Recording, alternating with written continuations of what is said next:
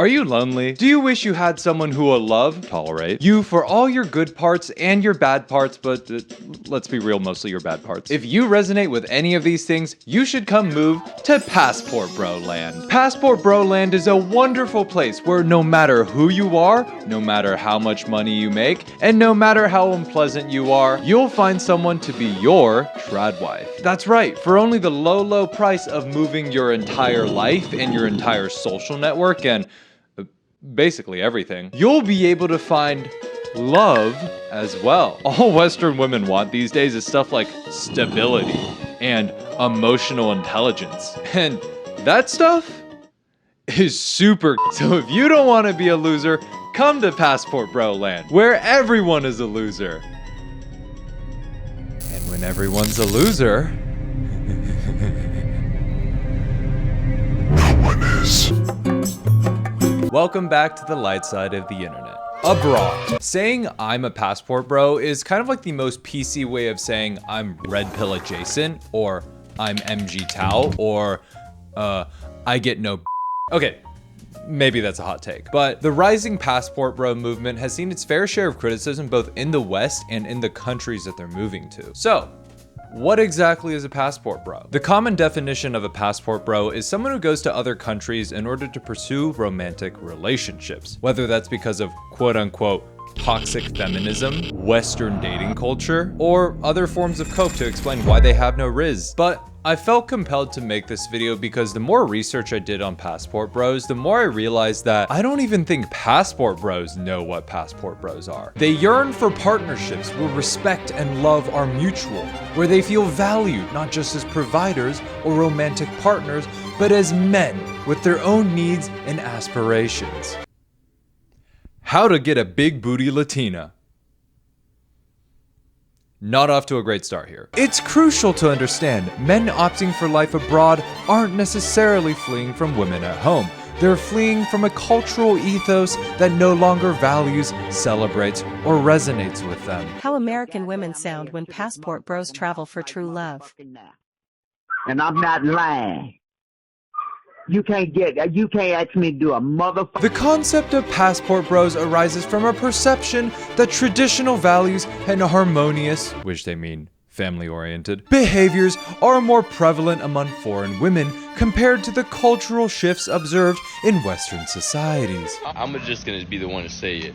Filipino girls are hot as Okay, so there seems to be some contradictions. What is this? Some sort of passport bro civil war? 77 years ago, our fathers brought forth to this continent a new nation conceived in liberty and dedicated to the proposition that all men are created equal.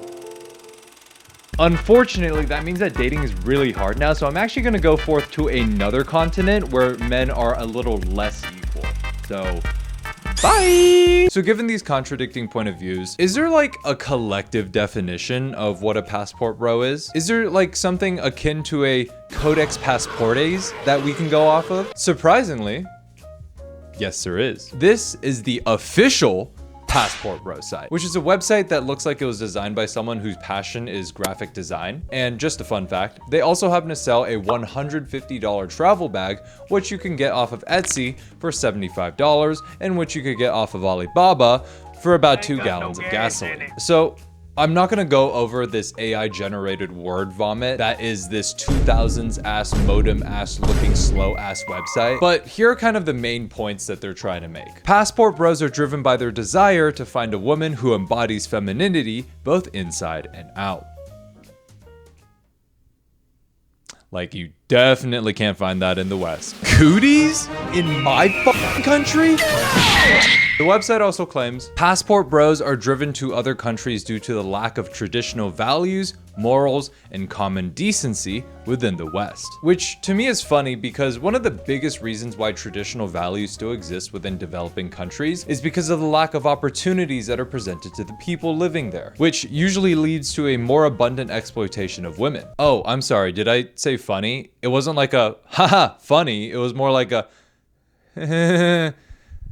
that's funny. And the fact that the official Passport Bro site says this means that they see this dynamic going on and they're like, fuck it, we ball. That's like if you saw Red Bull losing the F1 Constructors Championship and replace Checo with Liam fucking Lawson. Seriously, why the f didn't you guys choose Yuki? My God! Okay, it's happening. Everybody stay calm. What's the procedure, everyone? What's the procedure? Stay calm! But the website expects this argument and is quick to go, no guys, we're totally not exploitative. Here's a TikTok to prove it. One thing I really liked, even before we got married,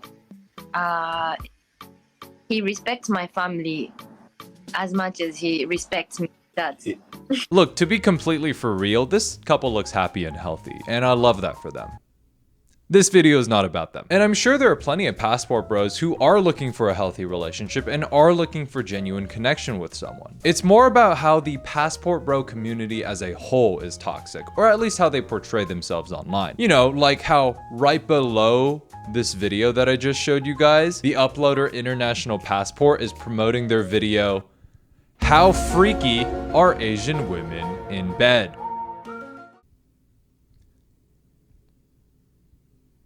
I mean, it's like, did the creator of this website even check to see if this is a channel he wanted to use? It's a TikTok re-uploaded onto YouTube. Of course we can trust it. So there still seems to be some incongruencies, some dissent, some contraventions existing within the passport bro community. In fact, I think the only thing that passport bros actually do agree on is parroting the same line of traditional values over and over again. Just like how I say, I'm only gonna have one Girl Scout cookie. Or how a certain German minister in the 1930s said, guys, I just want half of Czechoslovakia. Guys, I swear, I promise. See, the traditional values argument, which we already established is only really true because of the unequal power dynamics within developing countries, it's also complete bullshit. Going to third world, they're not hot. They're hotter. Go to Colombia.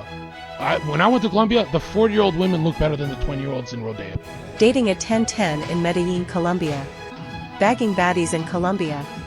Been to Thailand, Cambodia, Vietnam, and now I'm in the Philippines. And I ain't gonna lie, these Filipino girls are hot. Oh, so it's not that they actually want traditional values. It's just that they can't get the women that they want in the West because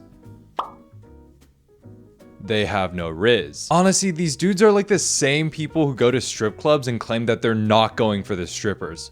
Hey man, I didn't know you went to these. Whoa. Look, I am just here for their personalities, okay? One even says they like me. Her name is Moonlight. I don't think that's her real name, big dog. You shut your mouth! She loves me and that is her name! Because, let's be honest here. If they really were looking for just traditional values, they would have just up and moved to Utah. And this is so blatantly obvious when there are passport bro accounts like this, whose entire page is just them creepily filming women on the street. Yeah, the traditional values are so strong that I don't even need to talk to them to know. Things I like about the Filipino girls is one, they're super quiet and they're not loud. If you guys know anything about New York girls, they are super loud, obnoxious, and the Filipino girls are not like that. And me personally, if you guys see my page, you see me on YouTube, I'm extremely loud, I'm extremely outgoing. What?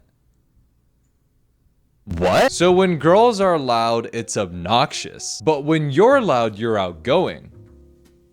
I think you just hate women and are obnoxious. Honestly, in America, all they want is, hey, can you take me to the Cheesecake Factory? Oh, no, let me retract that. The Cheesecake Factory now is like you're broke. Yeah, I mean, no shit. When you're in a country where the standard of living is higher, the standard to succeed in that dating market is also gonna be higher. That's just basic facts. But if you're not comfortable with that, you can still definitely find someone who appreciate you for just you. There are plenty of so-called average men who do just fine on the dating market. What I don't understand is why is the default solution for passport bros to go somewhere where the standard is lower rather than, I don't know, raising their own standards? I don't get it. Why is nobody coming to buy this lemonade?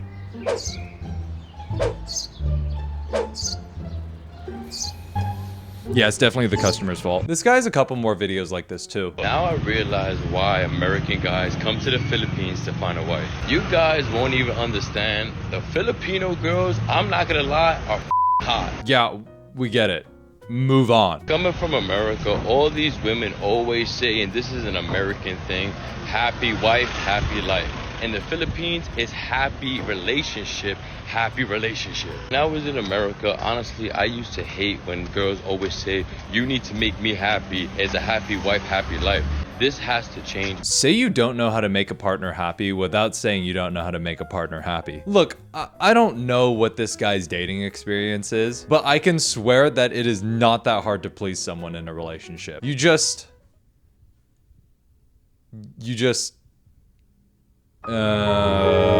But in all seriousness, it's literally just about caring about the other person, listening to the other person, being there for them, and like, I don't know, maybe making them laugh once in a while. So if you don't like it when women laugh and are loud with you, maybe you're just into dudes. Because all you want is a damn handout. All you want is what a man could do for you, and it's not supposed to be like that in a relationship. You could give this girl the most simplest 200 peso damn dinner, and they're in love with you. Look, and I'm not saying this about all women in developing countries, but from what you're describing, it seems to me like you're just giving people in the Philippines a handout too. The only difference is that you can actually afford to give them what they ask for. I will never be in a relationship with a man that have no money. Case in point. Which brings us back to how traditional values are tied to a lack of opportunities. And once people are granted access to those opportunities, they very, very quickly detraditionalize because honestly, the traditions are fucking dumb and stupid. The couple I just showed are TikToker and self-proclaimed passport bro Chad to Dad and his Filipino now ex-wife. Chad to Dad recently had this to say about his impending divorce. It only took 2 years, literally to the day, December 27th, for my Filipino wife to become fully Americanized, hate everything about me and what I provide, and decide to leave. There's a lot to it, and I'm not going to go into it. Proceeds to incoherently rant for 4 minutes. When we got back from Orlando to St. Simons, Georgia, I was greeted with the announcement from Jayan that she wanted a separation. And then I discovered through text that she had been discussing this with her family and making plans to also take the children. And I'm gonna go into my bunker. So I came downstairs in my nice 4-story mansion and just stayed by myself. I don't know if 4-story mansion is the vibe I'm really getting here. Do you mean 4-story mansion as in 2-story house with an attic and basement? Do you mean 4-story mansion like you're lying? Do you mean 4-story mansion as in you have a total of 4 comic books in the house? Also, I love the way this man plugged this. I came downstairs in my nice 4-story mansion. Oh no, I just dropped my silver YouTube play button. Oh no, how am I ever gonna fix my silver YouTube play button?